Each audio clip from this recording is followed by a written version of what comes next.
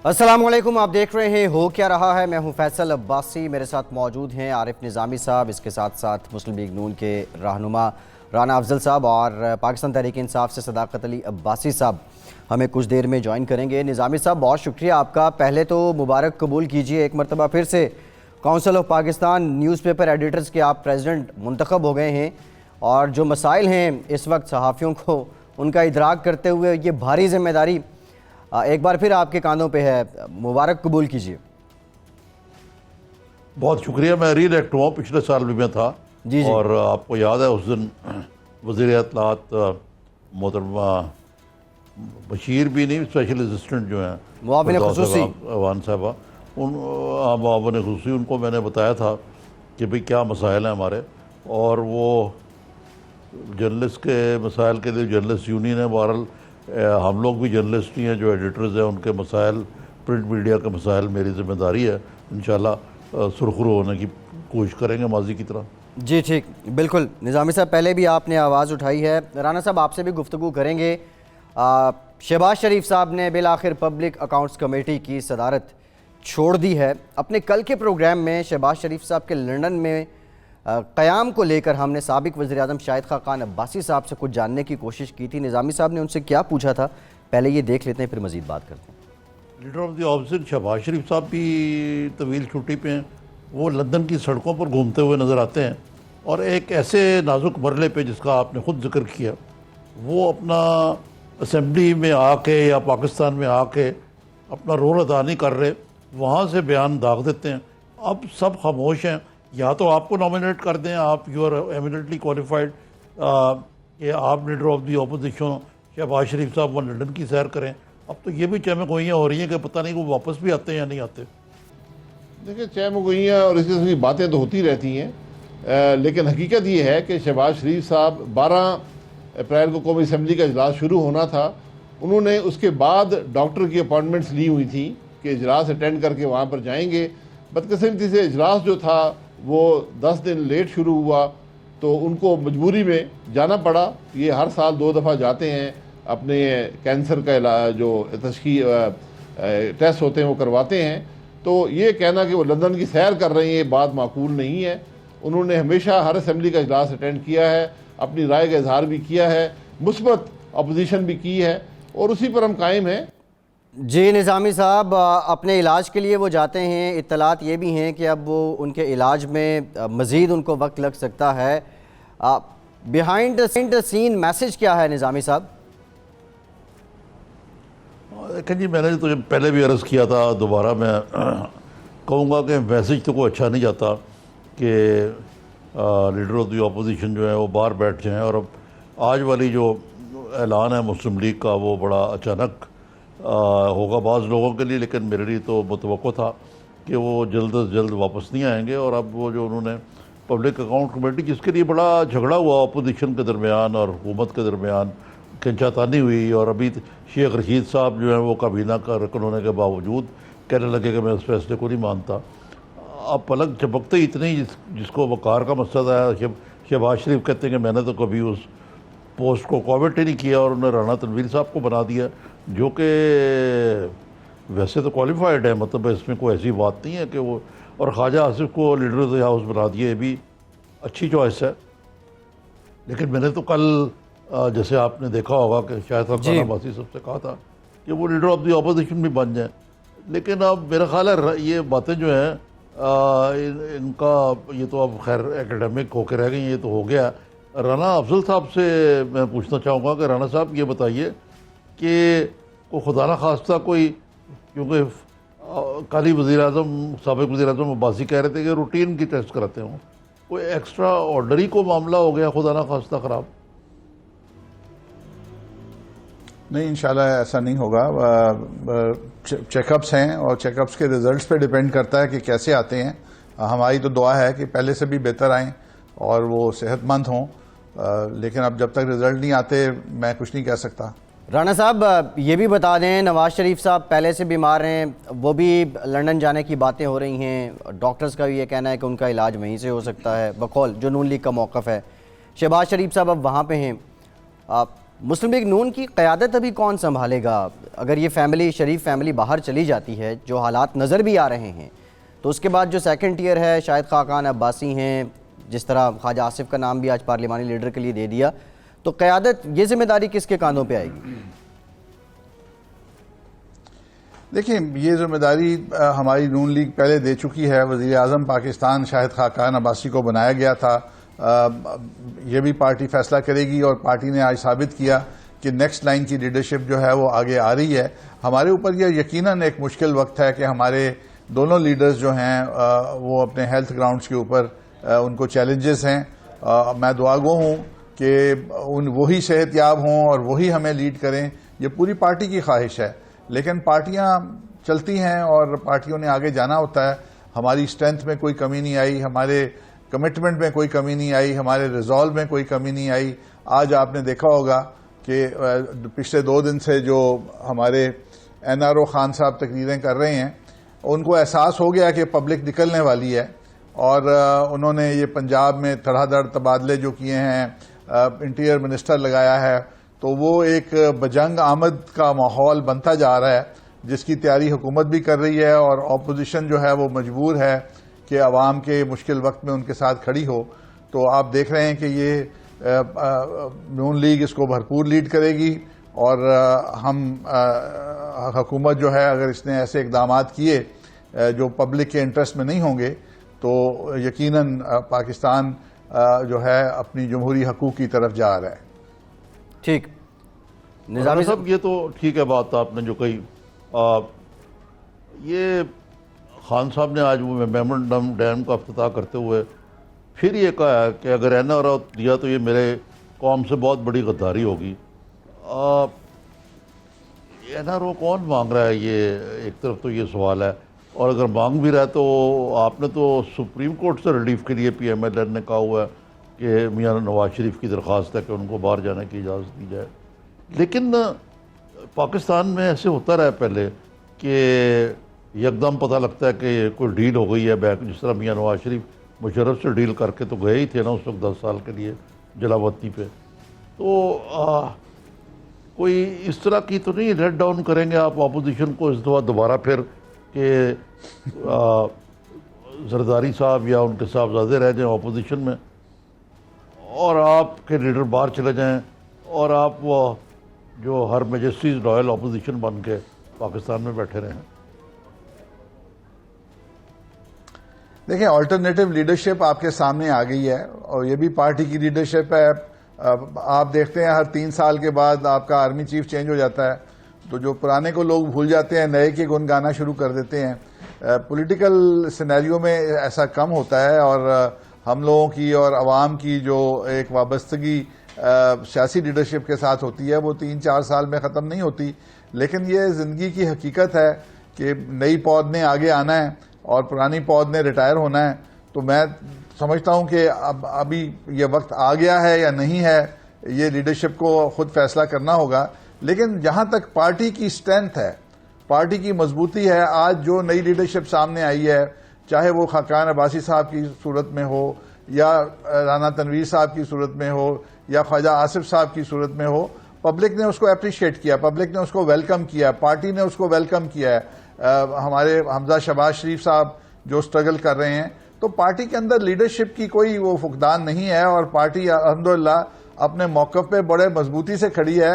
और NRO खान को हमारा ज्यादा फिक्र है, अपनी हुकूमत का और अपनी मईशत का कम फिक्र है। राना साहब, कुछ खबरें हमारे पास, कुछ इत्तलात ऐसी भी हैं कि शहबाज शरीफ साहब के इस फैसले पे मुस्लिम लीग नून के अपने लोगों ने इजहार नापसंदीदगी किया है। इख्तलाफात की भी खबरें आ रही हैं। आप तो कह रही हैं कि पार्टी की स्ट्रेंथ अपनी जगह है, लेकिन जब लीडरशिप नहीं होगी तो पहले भी हमने देखा जो मुआहिदा मुशर्रफ से हुआ, उसके बाद आपके लोग तितर बितर हो गए थे। अब तो कहीं वैसा नहीं हो जाएगा? देखिए, मुशर्रफ के साथ जो माहिदा था वो तो एक कैदी का और एक जेल में बंद शख्स का और एक दंदनाते हुए आमिर के दरमियान में था। उस वक़्त पूरी पार्टी ने समझा, और वो फौजियों की एक टर्मिनोलॉजी है, you live to fight another day.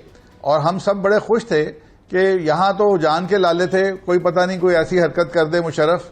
और जब मियाँ साहब बाहर चले गए तो हम बड़े खुश थे क्योंकि यहाँ पे और मुशर्रफ खुद भी ये चाहता था कि ये चले जाएं और हमें एक ओपन खुला मैदान मिल जाए और हम ये चलेंगे। और ये जो रोज एनआरओ का बयान देते हैं, ये भी शायद अपने दिल में ये चाहते हैं कि मियाँ साहब बाहर चले जाएं और हमें खुला मैदान मिल जाए। और इनको बहुत हैरत हुई थी जब मियाँ साहब लंदन से अपनी बेटी के साथ वापस आए और जेल में चले गए, तो इनको बड़ी हैरत हुई कि ये क्या हुआ। ये तो उस वक्त बहुत कह रहे थे कि जी मियाँ साहब भाग जाएंगे। तो मियाँ साहब की जो कमिटमेंट है, वो उनकी जिंदगी का जो मिशन है, वो जमहूरियत के अंदर सिविलियन सुपरमेसी का है और वो मिशन इंशाल्लाह रहेगा। जितना उनको सेहत ने इजाजत दी, वो पाकिस्तान की ये जंग लड़ेंगे, क्योंकि पाकिस्तान का सबसे बड़ा यही एक मसला है जिसने पाकिस्तान के लिए एक वो डुबो देने वाला पत्थर बना हुआ है जो पाकिस्तान को ऊपर नहीं जाने दे रहा। तो ये जंग इंशाल्लाह मियां साहब की भी जारी रहेगी और हमारी पार्टी की भी जारी रहेगी। ठीक है, राना साहब आपसे बात करते हैं। सदाकत अली अब्बासी साहब ने भी हमें ज्वाइन किया, बहुत शुक्रिया अब्बासी साहब आपका।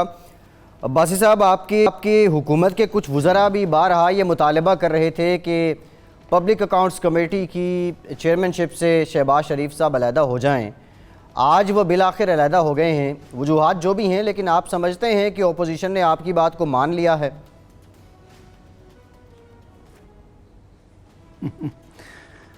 बहुत शुक्रिया जी। फैसल, आपने जो बात की वो मैं बस समझ नहीं आ रही कि उसका मैं क्या जवाब दूं। हम शुरू से कहते थे कि ये करप्ट लोग हैं, इन पे करप्शन के इल्ज़ाम हैं और इनका जेल आना जाना, नैब आना जाना लगा रहेगा। और ये लोग कैसे इतनी बड़ी जिम्मेदारी है जो अपोजिशन की वो अदा कर सकते हैं। हमारा कोई शहबाज शरीफ साहब से ज़ाती कोई अनाद नहीं था, यही इख्तलाफ था कि वो जब इन पे केसेस, जब चूँकि हमें पता है कि इन्होंने करप्शन की हुई है, जब केसेस लॉजिकल की तरफ जाएंगे तो उस वक्त मुल्क का नुकसान होगा। अब ये फिर बीमार हो गए, अल्लाह इनको सेहत दे, पता नहीं इनको कौन सी बीमारी है कि जब ये इक़्तिदार में होते हैं इन्हें कुछ नहीं होता, लेकिन इक़्तिदार से बाहर होते हैं तो ये इनको बीमारियां लग जाती हैं। अल्लाह ताला इनको सेहत कामला दे ताकि जो हिसाब किताब कौम ने लेना है वो ले सकें। आज एक बात फिर साबित हो गई कि मियाँ शहबाज शरीफ साहब यहाँ से भाग गए और मियाँ नवाज शरीफ साहब भी भागना चाहते हैं। और उनका एक ही मसला है कि जो लूट मार इस मुल्क के साथ उन्होंने की है 10 सालों में, ख़ास कर जो स्पेशली जो लूट मार हुई है, और उस लूट मार का जब हिसाब आ रहा है तो इनको मतलब बहाने आ रहे हैं। तो आज इनके पास क्या जवाब है इस बात का कि जब हम कह रहे थे कि इनको ना बनाएं, और ये फिर जिद करते कि नहीं शहबाज शरीफ, इसलिए कि शहबाज शरीफ वो आके तो वो जेल से बाहर आके बैठ जाएंगे, वो आके उस कमेटी की मीटिंग, पब्लिक अकाउंट कमेटी की मीटिंग चेयर करेंगे, इसी बहाने वो प्रोडक्शन ऑर्डर जारी करवाएंगे। तो उसके बाद तो जब से वो जेल से ज़मानत हुई है उसके बाद तो उनकी कोई पब्लिक अकाउंट कमेटी की कोई ख़ास मीटिंग भी नहीं हुई और आज वो मुल्क से बाहर चले गए। तो बहरहाल कौम को अल्लाह ताला अल-हक क्या, वो ये अपने आप को बुरी तरह एक्सपोज कर रहे हैं कौम के सामने, और जो भी बुरा काम करता है उसका अंजाम बुरा ही होता है। आज जो कुछ इनके साथ हो रहा है वो इस कौम को गरीब रखने में, इस कौम के साथ करप्शन करने में, और इस कौम को जो बड़ी अजीम कौम होती इसको डुबोने में इनका। ठीक है, अब्बासी साहब आपसे मजीद भी बात करते हैं। जी निजामी साहब, सामने आ रहा है। ये राणा साहब से मैं पूछना चाहूँगा कि राणा साहब, ये देखें सदाकत अली अब्बासी साहब तो कह रहे हैं कि ये आपके जो लीडरान कराम है वो एक सोचे समझे मंसूबे के तहत दौड़ लगा गए पाकिस्तान से, या लगाने की कोशिश कर रहे हैं। तो ऐसी क्या आपके ऊपर अफ्ताद गिर पड़ी है आपकी लीडरशिप पे कि वो ऐसा करें? देखें, ये लोग जो हैं ये मॉरली भी करप्ट हैं और मटीरियली भी करप्ट हैं, इनकी सोच भी करप्ट है, तो इनके बयानात भी करप्ट हैं, तो इनसे मुल्क चल नहीं रहा। तो ये दूसरों की करप्शन की स्टोरियां सुना के आपको आज मौका नहीं देंगे कि आप आज महंगाई की बात करें, आपको ये मौका नहीं देंगे कि आज इनकी खोखली हुकूमत, पंजाब के अंदर एक खोखला सीएम इन्होंने लगाया है जिससे पंजाब चल नहीं रहा। वो एक SHO लेवल का आदमी लगा दिया है और पंजाब का बेड़ा गर्क कर दिया है। कोई फैसले, कोई पॉलिसी, इंडस्ट्री डाउन जा रही है, डॉलर गिरने के बावजूद आपकी एक्सपोर्ट 1% भी नहीं बढ़ी। टैक्स रिकवरी जो है उसके अंदर एक बहुत बड़ा नुकसान है। तो ये जो इस किस्म की स्टोरियां सुनाते हैं कि जी ये करप्ट हैं, ये भाग रहे हैं, भाईजान कोई भाग जाएगा, कोई करप्ट होगा। आप पाकिस्तान की मईशत का बताएं कि आपने पाकिस्तान की क्या बेहतरी की है। दूसरों के ऊपर इल्जाम लगाने से मैं आपके ऊपर 500 इल्जाम लगाऊंगा। आपकी वो स्टोरी। ठीक है राना साहब, एक ब्रेक लेना है, ब्रेक के बाद वापस आएंगे। ब्रेक के बाद वापस आएंगे, इससे मुताल्लिक हम जानने की कोशिश करेंगे। राना साहब एक ब्रेक लेते हैं। वैसे इतने गंभीर हालात हैं जिनका नक्शा आप खींच रहे हैं, इन हालात में आपकी लीडरशिप को तो पाकिस्तान के अवाम के साथ होना चाहिए था। एक ब्रेक के बाद वापस आएंगे।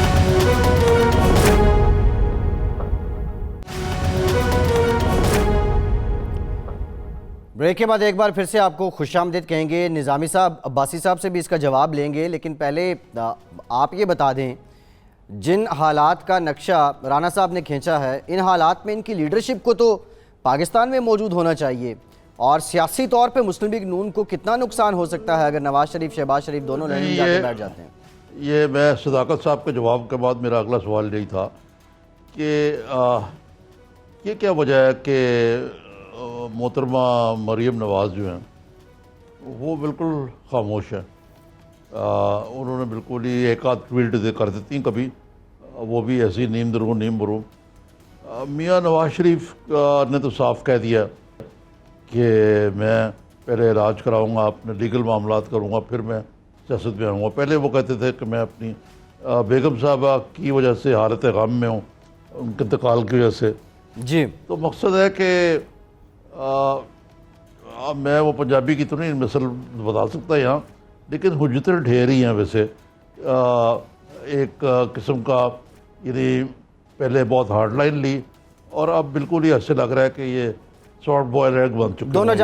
दोनों जानिब एक्सट्रीम है, हार्ड लाइन में भी और सॉफ्टनेस में भी। जी, सदाकत साहब को राइट ऑफ रिप्लाई तो देना, उन्होंने तो इल्ज़ाम लगाया। ठीक है, अब अब्बासी साहब, राना अफजल साहब ने ये सारी बात की है। महंगाई, वफाक इदारे शुमारियात की आज भी रिपोर्ट आई है, मजमूई तौर पे 7% महंगाई बढ़ गई है। हालात तो जो राना साहब बता रहे हैं हकीकत के करीब हैं, लेकिन NRO का तज़किरा वज़ीर-ए-आज़म बारहा करते हैं।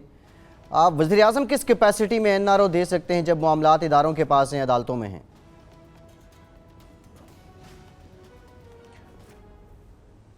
देखें फैसल, दो बातें हैं इस वक्त, दो चीज़ें चल रही हैं।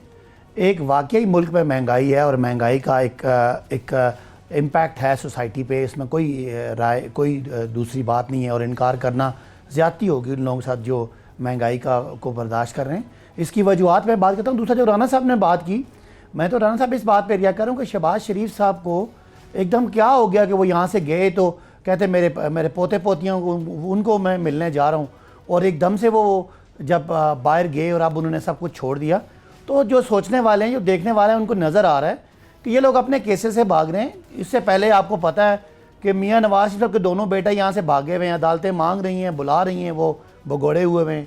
आपको पता है इस मुल्क की मईशत को डुबो के एक बंदा इसहाक डार साहब यहाँ से भागे हुए हैं, और आज मुल्क की इकॉनमी जिस मुसीबत में, हम चाहते हैं कि वो मुजरिम सामने आए, लेकिन वो यहाँ से भागे हुए हैं। इसी तरह मियाँ साहब के दूसरे बेटे वो भी भागे हुए हैं, छोटे मियाँ साहब के जो दामाद हैं वो भी भागे हुए हैं, आज शहबाज शरीफ साहब भी भागे हैं। तो हम तो इस बात की बात कर रहे हैं, हम अगर कुछ गलत करेंगे तो ये यकीन माने कि इस तरह का नहीं होगा कि आपकी तरह भाग जाएंगे।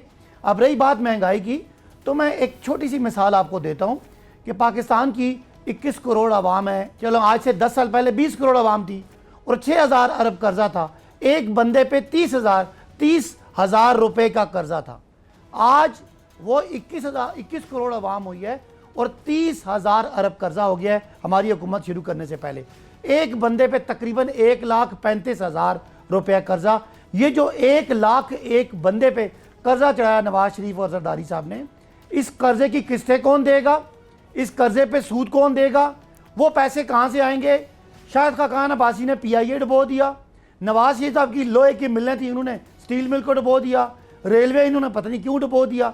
ये सारे इदारे डुबो के आज जितना कुछ महंगाई हो रही है उसके पीछे वो सारे खसारे हैं, जो करंट अकाउंट का खसारा हो, बजट का खसारा हो, रेलवे का खसारा हो, PIA का खसारा हो, स्टील मिल का खसारा हो, बिजली का खसारा हो, गैस का खसारा हो। ये खसारे डुबो के मियाँ साहब बीमार हो के यहाँ लेट गए, शहबाज शरीफ साहब बीमार हो के बाहर लेट गए। ठीक है अब्बासी साहब, आपका पॉइंट आ गया है, आपका पॉइंट आ गया है, लेकिन ये मुआशी ढोल अब आपके गले में आपको बजाना पड़ेगा। जी निज़ामी साहब। राणा साहब, ये बताइए फैसल अगर हमें तो एक सिर्फ जुमला बोलो, एक सिर्फ जुमला बोलो, एक जुमला निजामी साहब सिर्फ एक जुमला।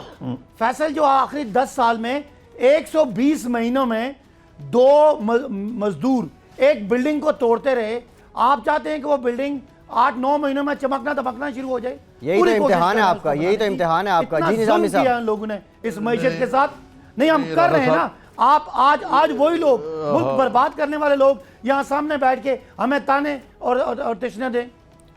जी निजामी साहब।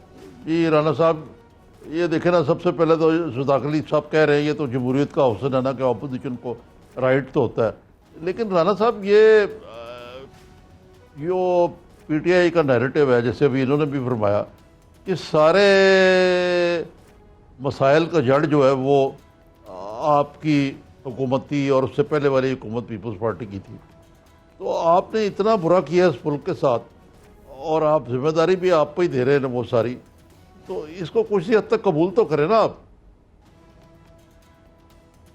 देखें, बात यह है कि मैं निज़ामी साहब आपके सामने तस्वीर रख देता हूँ। ये जितना मर्जी हमारे पे इल्ज़ाम लगा लें कि ये कितने अरब डॉलर यहाँ से ले गए हैं, चलें वक्ती तौर पे इनके इल्ज़ामात को मान लें। हमारी इकॉनमी 350 अरब डॉलर की थी जब हमने छोड़ी। आज अगर 10% गिर गई है, जो कि 20% गिर गई है, तो 70 अरब डॉलर का ये एनआरओ खान ने हमें नुकसान पहुंचाया है। 70 अरब डॉलर, पूरा पाकिस्तान भी चोरी पे लग जाए ना तो इतना नुकसान पाकिस्तान के अवाम का नहीं हो सकता जो ये एनआरओ खान ने कर दिया है 9 महीने के अंदर। ये कर्जों की बात कर रहे हैं, कर्जे चढ़ गए जी, फी कस कर्जा इतना हो गया। जिस रफ्तार से ये कर्जे ले रहे हैं ये हमसे 3 गुना ज्यादा है, और जो इनकी मिसमैनेजमेंट है वो अवाम को नजर आ रही है। आज लोग ये कह रहे हैं कि अगर नवाज शरीफ और मुस्लिम लीग नून चोरी भी करती थी तो लोग खुशहाल थे। आप भी चोरी कर लो, लोगों को सुकून दे दो। लेकिन मैं ये नहीं कह रहा कि चोरी कर लो, क्योंकि ये तो पहले ही कर रहे हैं, वो उसके सबूत अब आने वाले हैं। अनोखा मशवरा है राणा साहब। जो मैंने आपको बताया कि ये हमारे दौर में इतनी चोरी नहीं थी जितनी इनके दौर में है। लेकिन मैं कहना ये चाह रहा हूं कि जो कौम का नुकसान, जिसको ये कहते हैं चोरी से लूट के ले गए, 10 साल यहां लुटता रहा पाकिस्तान, यहां पे ना फौज थी, ना यहां पे FIA थी, ना IB थी, पाकिस्तान के एयरपोर्ट खुले हुए थे, तो लेकिन लोग खुशहाल थे और उनकी जिंदगी ज्यादा माकूल थी। आज लोग बदहाल हैं और इन्होंने चोरी रोक दी है, और वो चोरी रोकने के बावजूद ये कर्जा बढ़ा रहे हैं। तो इनको कौन नहीं, आप राणा साहब क्या चाह रहे हैं कि चोरी करें, कर्जा कम कर दें? राणा साहब आप ये कह रहे हैं चोरी भी कर लें और कर्जा कम कर दें? देखें, आप बड़े समझदार हैं, आप मेरी बात समझ रहे हैं। कोई शख्स जी शऊर ये नहीं कहेगा आप चोरी करें, ना कह सकता तो फिर ये स्लिप ऑफ टंग था। लेकिन हालात इस तरफ चले गए हैं, पाकिस्तान के हालात इस तरफ चले गए हैं कि जिनको ये चोर कहते हैं, अवाम कहते हैं वो चोर अच्छे थे, तुम जैसे बेवकूफों की जरूरत नहीं है, ये लोग कहते हैं। ठीक, अब्बासी साहब इस वक्त जो लोग कहते होंगे राणा साहब, ठीक, अच्छा अब्बासी साहब, ये जो मामलात एहतसाब के हैं, आज चेयरमैन नैब का भी बयान आया है कि नैब और मईशत तो साथ चल सकते हैं लेकिन नैब और करप्शन साथ साथ नहीं चल सकते। दूसरी जानिब हुकूमत भी गौर कर रही है नैब कानून में तब्दीली को लेकर। इसको लेकर आपकी पार्टी का क्या मौक़िफ़ है? अगर तब्दील किया जाता है, कानून तरमीम की जाती है तो किस हद तक होगी? वो कौन से मामलात हैं जिन पर इत्तफाक हो सकता है? देखिए फैसल साहब, बात इस तरह है कि राणा साहब थोड़े नाराज़ हो रहे हैं। मैंने कहा कि मेरे फैक्ट्स चैलेंज करें कि जब आप हुकूमत में थे तो एक आदमी पे 30,000 कर्जा था, आज एक आदमी पे 1,35,000 कर्जा है। मुझे बताएं कि उस वक्त कर्जे की जितनी किस्तें थी आज उससे 4 गुना 5 गुना होंगी ना। तो ये कौन सी बात है कि हम ज़्यादा कर्जा ले रहे हैं? मेरे भाई, हम कर्जा लेके वो जो आपने एक सुराख किया कश्ती में, उस सुराख को बंद कर रहे हैं। मैं कह रहा हूँ कि 30,000 पे कर्जे की किस्त और सूद और 1,35,000 पे कर्जे की सूद निकाल लें। ये तो बात, इनकी बात का जवाब है। आपने चोरी किया या नहीं किया वो तो एक अलग बात है, वो तो आपकी हरकतें बता रही हैं कि वजीर ख़जाना वापस नहीं आ रहे, अदालतें बुला रही हैं। मियाँ साहब के साहबजादे जो सारी प्रॉपर्टी के मालिक हैं वो वापस नहीं आ रहे, शहबाज शरीफ साहब चले गए हैं, सलमान साहब बाहर से वापस नहीं आ रहे। ये तो हकायक हैं। और दूसरी बात, आपकी TTs आई हैं, हमें बताएं ना, हमारे किसी लीडर के नाम की फालूदे वाले या पापड़ वाले की TTs आई हैं $50,000 की। तो ये बातें हैं, आप डिनाई करें, आप पार्टी के लॉयलिस्ट हैं, हमें आपका एहतराम है, लेकिन आपका कोई कसूर नहीं है। पीछे कार्रवाई डालने वाले कार्रवाई डाल के आपको फंसा के बाहर चले गए। अब बात यह है कि आपका जो सवाल था वो ये कि अकाउंटेबिलिटी, देखें अकाउंटेबिलिटी के प्रोसेस में ये अपोजिशन कुछ पॉइंट ठीक रेज करती है कि नैब के पास जो इख्तियारात हैं उसका मिसयूज़ भी हो जाता है और बाज़ औक़ात लगता है कि कई लोगों से ज़्यादती भी हो जाती है। वो हम समझ रहे हैं कि नैब के कानून को मुस्लिम लीग नून लूट मार में लगी रही, नैब का कानून ठीक नहीं किया। पीपल्स पार्टी मनी लॉन्ड्रिंग में लगी रही, वो ठीक नहीं किया। आज PTI पे लोग सवाल उठाएंगे, हम इस नैब के कानून को ठीक ना करें। हम इनको भी कहते हैं ये भी तजावीज़ दें, हम भी तजावीज़ देते हैं कि नैब का कानून किसी के खिलाफ वो पॉलिटिकल विक्टिमाइजेशन ना हो।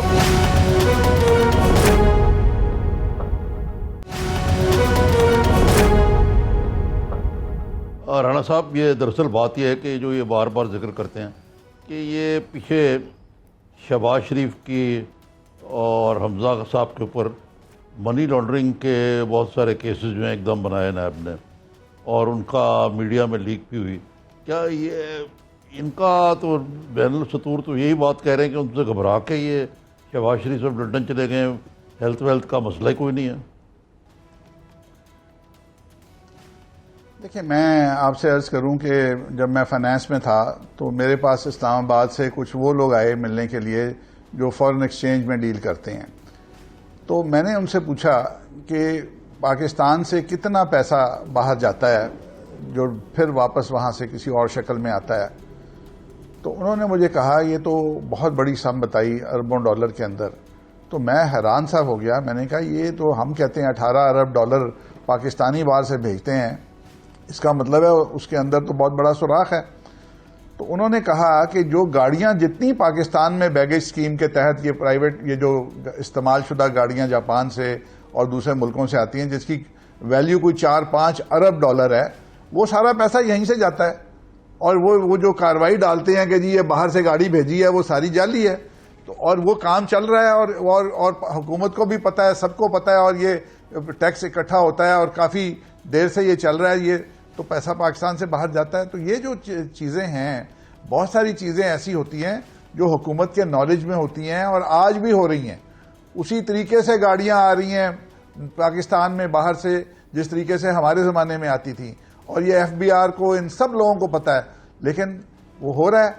और ये कह देना कि जी पाकिस्तान, इनको अभी मईशत की समझ नहीं आई कि यहाँ चोरी की गुंजाइश कितनी है।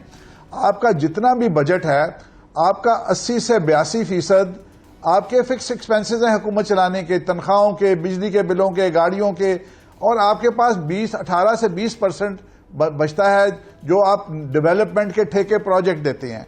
उन ठेकों में अगर आपका 10% चोरी होता है या 15% चोरी होता है तो वो साल का 1 या 2 जितना भी बनता है चोरी नहीं होना चाहिए, कोई जस्टिफिकेशन नहीं है। मैं जो बात कर रहा हूं वो जो वॉल्यूम ऑफ चोरी ये ख्वाब देख रहे थे कि हर महीने हर 10 अरब डॉलर की यहां से चोरी हो रही है। आज की दुनिया में 10 अरब डॉलर रखने की जगह कोई नहीं है, 500 मिलियन डॉलर रखने की जगह कोई नहीं है।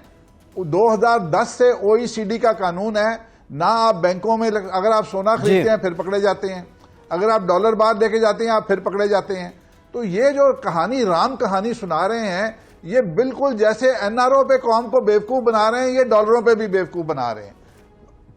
सारी बात यह है कि नाच ना जाने आंगन टेढ़ा, हमारे पे इल्जाम। वो भाईजान 9 महीने में आके आपने क्या किया है वो भी तो हमें बता दें। जी ठीक है राना साहब, आपका पॉइंट आ गया है। जी निज़ामी साहब। जी सदाकत साहब, ये तो बहुत लंबी डिबेट है, लेकिन ये आज बड़ा इंकशाफ हुआ आपके वज़ीर कानून ने किया कि ये पिछले 5 साल भी PTI वाले जब अपोजिशन में थे तो वो कहते रहे कि नैब के कानून में तरमीम करें, लेकिन मौजूदा हुकूमत ने जो उस वक्त की हुकूमत थी नवाज शरीफ की, उन्होंने शायद इसलिए नहीं किया कि वो समझते थे कि उनके ख़िलाफ़ नहीं, मुखालफिन के ख़िलाफ़ इस्तेमाल होंगे, जिस तरह के एहतसाब ब्यूरो था सैफुर रहमान का। लेकिन ये कोई आप बता सकेंगे इस वक्त क्या स्पेसिफिक चीज़ है जो कि नैब के कानून में तब्दीली की जा रही? क्योंकि आज नैब के चेयरमैन साहब ने तो कहा तो मैं छोड़ूंगा नहीं, मैं सबको पकड़ूंगा, और उन्होंने बड़ा सख्त बयान दिया है कि ये नैब बिल्कुल ठीक कर रही है और उसको मज़ीद करना चाहिए इस मामले में। तो पीटीआई को भी इसका मतलब है कि नैब से कुछ शिकायत हैं कुछ। जी निज़ामी साहब, मैं एक हद तक तो इन मुस्लिम लीग नून के इस आर्ग्यूमेंट को मानता हूँ पीपल्स पार्टी के, कि ये अगर नैब के कानून में तब्दीली करते, चूँकि ये फाइनेंशियली क्रेडिबल लोग नहीं थे, इनके ऊपर अपने ऊपर केसेस थे और केसेस भी एक दूसरे के बनाए हुए थे और इल्ज़ामात भी थे, लिहाजा इनके लिए मुश्किलात थी क्योंकि इनकी क्रेडिबिलिटी नहीं थी। अवाम समझती कि जरदारी साहब ने और नवाज शरीफ साहब ने इसलिए नैब को कमज़ोर किया या तब्दीली की कि इनके ऊपर अपने केसेस हैं और ये अपनी सजाएं भुगतते हैं। इस हद तक तो मैं आर्ग्यूमेंट मानता हूँ और ये भी मैं मानता हूँ कि पीटीआई की हुकूमत अगर नैब के कानून को कमज़ोर करे या ताकतवर करे, इस पर इस तरह का कोई इल्ज़ाम नहीं है। बिकॉज इमरान खान मौजूदा जो अरीना है उसमें मोस्ट ऑनेस्ट लीडर माने जाते हैं, चाहे हमारे मुखालिफ इसको तस्लीम ना करें राना साहब। अब अगली बात यह है, हम क्या चाहते हैं।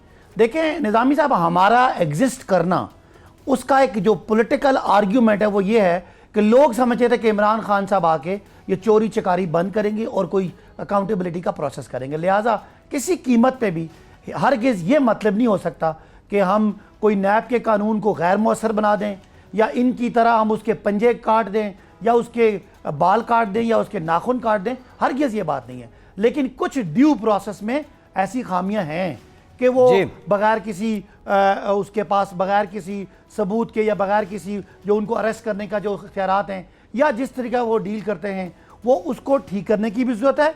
और हम समझते हैं कि इस हद तक जो उन्होंने ये यूनिवर्सिटी के प्रोफेसर को पकड़ा, जो लोगों को जो बेचारे हथकड़ियों में जिनकी अमवात हो गई, या कुछ हद तक पॉलिटिकल लोगों को भी जो उन्होंने डराया धमकाया, इस चीज़ को भी, और साथ साथ जो नैब के एसओपीज में वो कमियां हैं कि हमजा साहब ठीक है। अब्बासी साहब आपकी बात समझ में आ गई कि कुछ मामलात ऐसे हैं जिसमें नैब के कानून पे नजरसानी होनी चाहिए, तरमीम होनी चाहिए। राना साहब शॉर्टली, ठीक है अब्बासी साहब, मैं एक जुमला बोल दूं अगर जी जी जी जी, और राना साहब शॉर्टली कमेंट कर ले बात। अब्बासी साहब आप कह दें पहले। देखिए जी, नैब के कवानीन में ऐसे जो तरमीम होनी चाहिए वो ह्यूमन राइट्स के हवाले से होने चाहिए। जो बुनियादी हकूक हैं, आदमी गलतियां करते हैं, चोरियां करते हैं, पकड़े जाते हैं, सजाएं होती हैं, वो आम अदालतों में भी होती थी। इस अदालत का बनाने का मकसद ये था कि ये जल्दी से फास्ट ट्रैक इन चीज़ों को करे ताकि कौमी नुकसान जो है, ये मकसद नहीं था कि लोगों को घसीटा जाए, लोगों के साथ फिजिकली ज्यादती की जाए। मकसद था कि आप लोगों ने जो चोरी चकारी करते हैं उनको फास्ट ट्रैक आप उनके फैसले करें। लेकिन यहां तो घसीटा जा रहा है। अगर ह्यूमन राइट्स का फैक्टर जो है उसको दुरुस्त कर दिया जाए तो एहतसाब के बारे में कोई नहीं कहता कि हमारा एहतसाब ना हो। ठीक है अब्बासी साहब, आप अपना जुमला मुकम्मल कर लें। मैं यही बात कर रहा था कि खाली ये नहीं है जो राना साहब ने बात की, मुनासिब बात है कि इंसानी हकूक का ख्याल रखा जाना चाहिए, चार दीवारी का, लेकिन नैब इतना भी बेअसर ना हो, टूथलेस ना हो कि हमजा साहब के घर के बाहर वो खड़ा हो के उनको आवाज़ें दे और वो अंदर कहीं छुपे रहें और बाहर ना निकलें। इसलिए इसको मौसर बनाना है, इसके अरेस्ट करने के जो इख्तियारात हैं इसको मौसर बनाना है। बहुत शुक्रिया सदाकत अली अब्बासी साहब आपका, राना अफजल साहब आपका भी शुक्रिया। आप दोनों शख्सियात का बहुत शुक्रिया लेते हैं।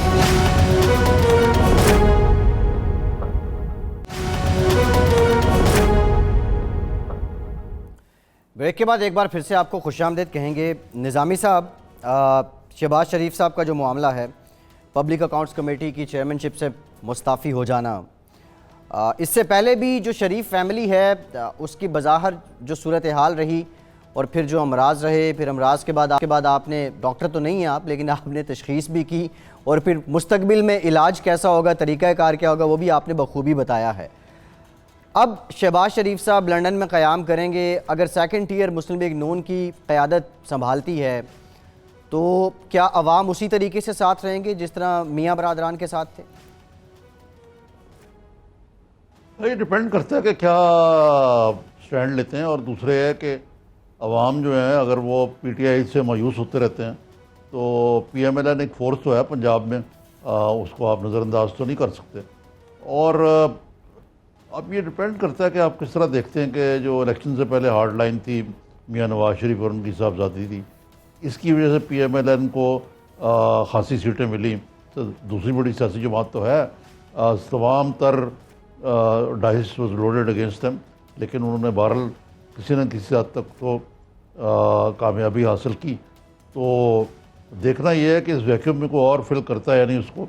बिलावल साहब का प्रॉब्लम यह है कि वो फिल कर सकते थे, लेकिन उनका पंजाब में कोई अभी तक कोई वजूद ही नहीं है पीपल्स पार्टी का। लेकिन निज़ामी साहब, आप नहीं समझते पंजाब की सियासत बड़ी हद तक हवा की सियासत है? बिलावल साहब जिस डगर चल रहे हैं उसी तरीके से शदोमत के साथ जारी रहें तो 6 महीने, साल, 2 साल में ये जगह फिल कर लेंगे, अगर ये मुस्लिम लीग नून की क़यादत बाहर ही रहती है। हाँ, लेकिन ये देखें 2 साल में यहाँ क्या कुछ हो जाएगा ये नहीं मालूम कि कितनी। अब तो मतलब है ये बातें भी शुरू हो गई है ना कि शायद कोई नाउस तब्दीली भी आ जाए किसी वक्त। अगर यही हुकूमत की कारकर्दगी रही तो क्या कहा जा सकता है। ठीक है। अच्छा, कल नवाज शरीफ साहब की जो दरख्वास्त है वो भी समाअत के लिए मुकर्रर है सुप्रीम कोर्ट में ज़मानत को लेकर। इससे मुतालिक अब देखते हैं क्या डेवलपमेंट होती है। जो आज चेयरमैन नैब का बयान सामने आया है और बिलखुसूस आपको पता है मईशत को लेके सबसे ज़्यादा बातें, सबसे ज़्यादा सवाल भी इसी को लेके उठाए जा रहे हैं, और जो मसाइल नैब की कार्रवाइयों की वजह से वज़रा को थे, अफसरान को थे, ऐसे माहौल में ये बयान सामने आना कितना सिग्निफिकेंट है? देखें जी, ये बयान जो है it will not help matters.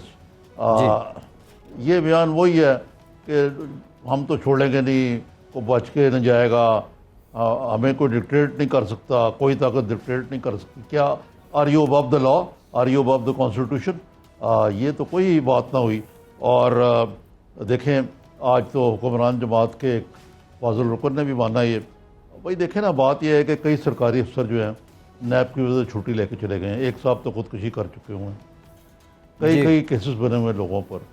और वो जो जबते हैं इंटेरोगेशन जो होती है, जो इंटेरोगेशन करने वाले अफसर हैं वो इस अहल ही नहीं होते कि वो जो बात कर रहे हैं कि क्या बात कर रहे हैं। वो हर एक को वो फॉर्म भिजवा पकड़ा देते हैं कि ये भर के रहे हैं कि आपने 25 साल में पिछले क्या किया था, 30 साल पहले क्या किया था, you are living beyond your means. अब देखिए, अगर चौधरी बरादरान पर 19 साल तक ये नैब की तलवार लटकती रही और अब उसको ख़त्म किया गया, तो ये किसकी ज़िम्मेदारी है? तो ये चीज़ें जो हैं ये नैब को देखनी पड़ेंगी। ठीक है, वो कहते हैं कि हम जो कुछ कर रहे हैं काला कानून नहीं है, वो सुप्रीम कोर्ट ख़त्म कर चुकी है, हम कानून के मुताबिक कर रहे हैं जी। और अच्छा, वो करप्शन फ्री पाकिस्तान बनाने के एक मंजिल है उनकी। क्या कोई दुनिया में कोई ऐसा मुल्क है जो करप्शन फ्री है वाकई? जिस तरह की ये जो मिशन है ये तो डिवाइन मिशन है। अच्छा निज़ामी साहब, ये आपने बात बड़ी ज़बरदस्त की है कि दुनिया में कौन सा मुल्क करप्शन फ्री है। वैसे अगर है तो फिर उसका नाम भी बताया जाए। मैं जस्टिफाई नहीं कर रहा, लेकिन मैं ये कह रहा हूँ कि वो कहते हैं मैं करप्शन फ्री बनाऊंगा। लेकिन ये क्वेश्चन अच्छा है आपका। तो भाई ये मतलब है एक सोचने वाली बात है कि ये भी नहीं करना चाहिए, करप्शन को कंट्रोल करना चाहिए जो माजी में होता रहा। और लेकिन ये जो मौजूदा माहौल है इससे सारा कुछ रुका हुआ है। इकॉनमी का पहिया रुका हुआ है, IMF का वफद यहाँ आके बैठा हुआ है, वो जो कुछ कह रहा है, लेकिन वही मुर्गे की एक टांग है खान साहब की, इस पर वो खड़े हुए हैं। अच्छा, शॉर्टली निज़ामी साहब, इकनॉमिक पॉलिसी की आपने बात की, ब्यूरो ऑफ स्टैटिस्टिक की एक और रिपोर्ट, महंगाई में मज़ीद इजाफा हो गया और अवाम पे मज़ीद बोझ पड़ेगा। आगे रमज़ानुल मुबारक की आमद है, इमीडिएटली कोई सजेशन है आपके पास हुकूमत के लिए? कुछ भी नहीं हो सकता। देखें, जो मार्केट फोर्सेस हैं उनको आप किस तरह रोक सकते हैं? बात यह है कि जब आप डॉलर की कदर जो है वो रुपए की कदर कम हो गई है, डॉलर की ज़्यादा हो गई है। आपका हर किस्म के खसारे जो हैं वो कल IMF की रिपोर्ट थी कि आपका डेफिसिट जो है, एक खसारा तो डेफिसिट फाइनेंसिंग है, दूसरा करंट अकाउंट डेफिसिट है, वो खसारा है, तीसरा आपकी सेविंग्स और जो इन्वेस्टमेंट है वो उसमें बहुत बड़ी तफावत है। यानी लो ग्रोथ रेट और हाई इन्फ्लेशन, तो ये तो एक रेसिपी फॉर डिज़ास्टर है। हमने जो असद उमर साहब ने जो IMF के प्रोग्राम में जाने में देर की जी, उसका शाखसाना है। और ये ठीक है कि साबका हुकूमत की पॉलिसियों से भी शायद कुछ हुआ हो, लेकिन साबका हुकूमत ने जो 5.8% ग्रोथ रेट था उसके हिसाब से तनासिब से निज़ामी साहब प्रोग्राम का वक्त खत्म हो गया भी जो है वो हो सकते हैं, लेकिन आप बड़ा मुश्किल है। ठीक है, बहुत शुक्रिया आपका आरिफ निज़ामी साहब। आज हमसे इतना ही। फैसल अब्बासी को इजाज़त।